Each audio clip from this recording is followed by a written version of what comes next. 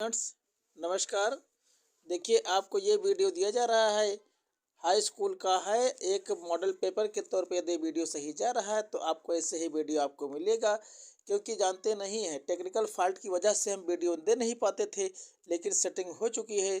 संभवतः अब वीडियो आपको मिलेगा, तो हम चाहते हैं कि पहले एक वीडियो आपको भेजा जाए और देखिए, यदि वीडियो सटीक जा रहा है तो अगला वीडियो आपको पूर्ण रूप से मॉडल पेपर की तरह से आपको उपलब्ध होंगे।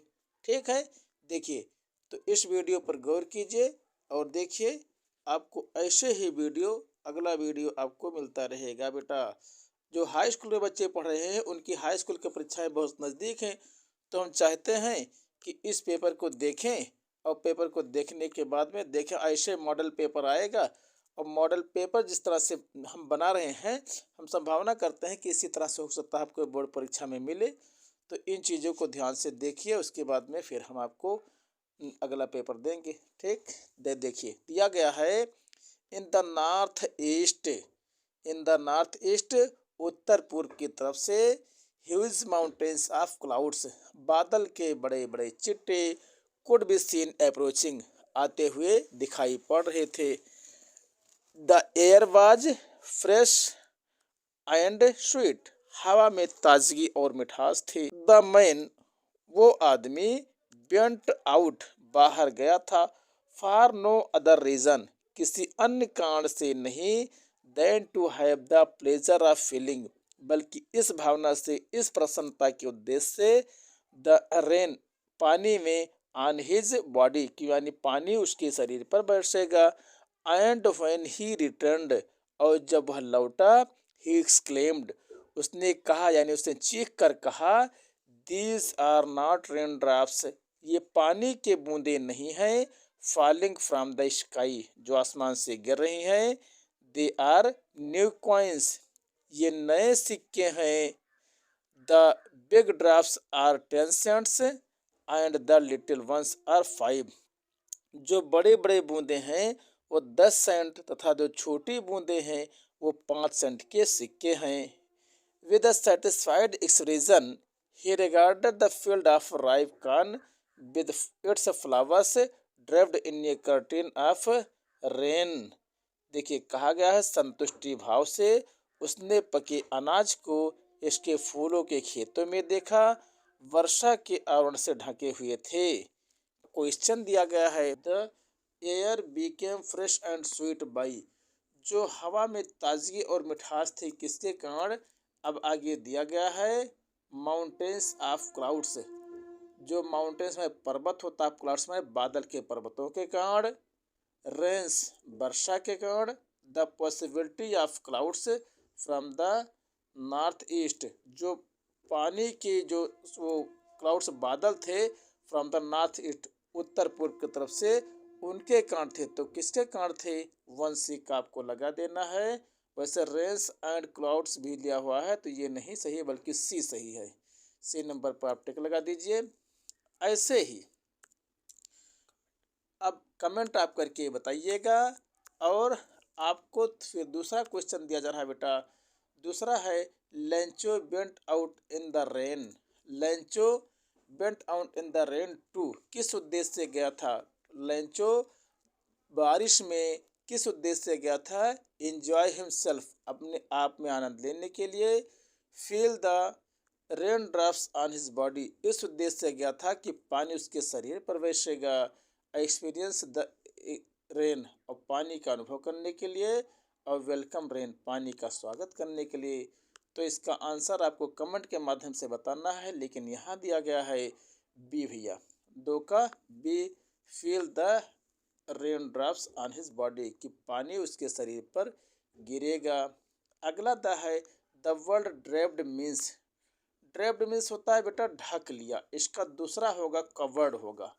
ध्यान दीजिएगा, सी नंबर का सही है।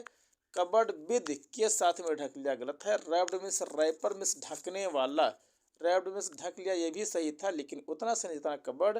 अब फुल आप माने पूर्ण रूप से, तो आपका सी सही है।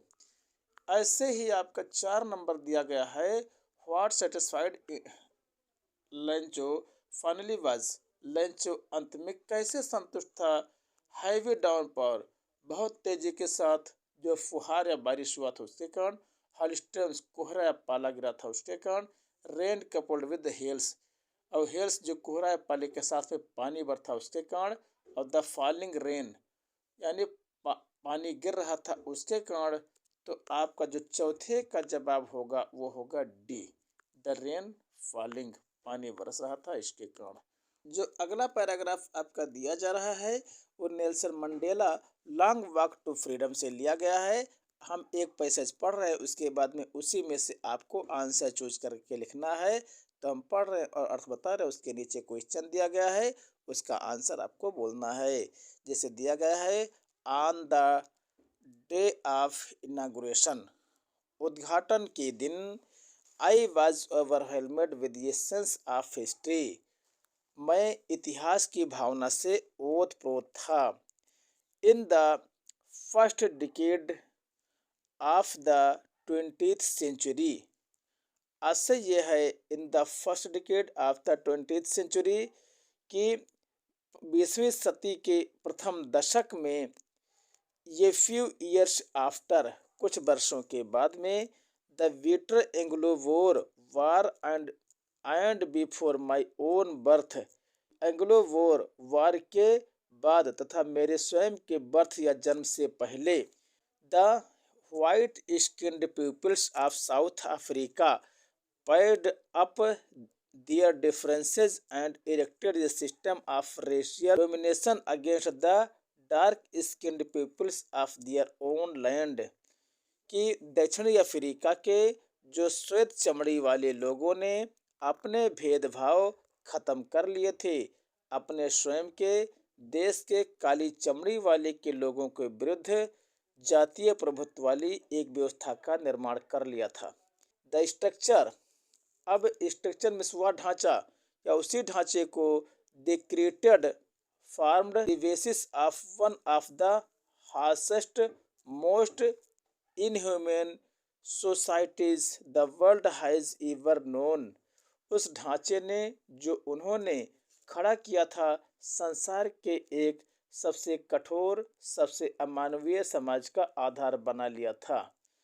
फिर आगे दिया गया है, now in the last decade, अब अंतिम दशक में, last decade of the 20th century, 20वीं शताब्दी के अंतिम दशक में,